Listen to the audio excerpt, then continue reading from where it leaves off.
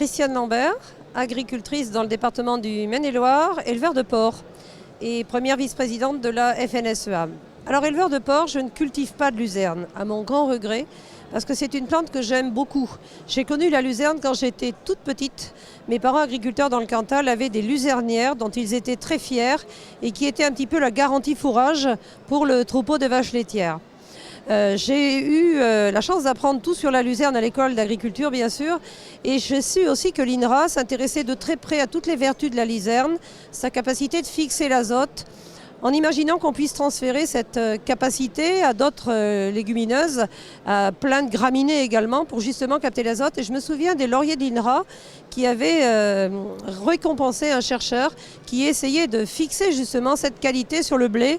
Et là, ça serait le rêve total que toutes les variétés, que toutes les espèces, puissent avoir cette capacité de fixer l'azote. Donc la luzerne a également d'autres vertus par rapport au sol et à la structure du sol par son système racinaire qui oxygène beaucoup, qui descend très profond et qui donc décompacte les sols. Mais ce qui est très important aujourd'hui, c'est de voir que sa capacité protéine est reconnue et très reconnue, qu'elle peut donner lieu aujourd'hui à du recouplage supplémentaire et puis qu'on puisse l'imaginer à la fois en consommation directe ou en luzerne déshydratée aussi pour pouvoir la stocker, la transporter et l'utiliser pour d'autres animaux et dans d'autres régions. Donc c'est une plante à multiples fins.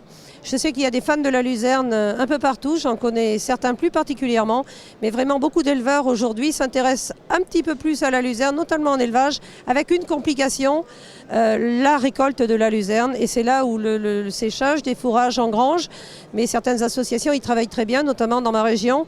Pour avoir toutes les vertus de la luzerne, il faut récolter les feuilles et là ça devient compliqué. Mais beaucoup d'améliorations aussi au travers du matériel de récolte aujourd'hui permettent de conserver le must des qualités de la luzerne.